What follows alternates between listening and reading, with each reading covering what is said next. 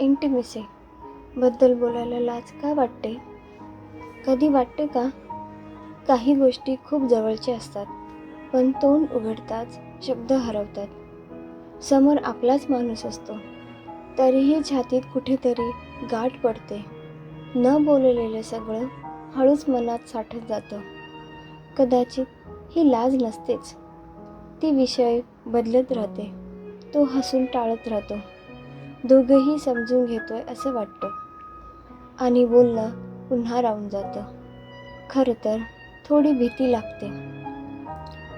इंटिमेसीबद्दल बोलणं म्हणजे फक्त जवळीक नाही, यात कुणी चुकीचं नसतं.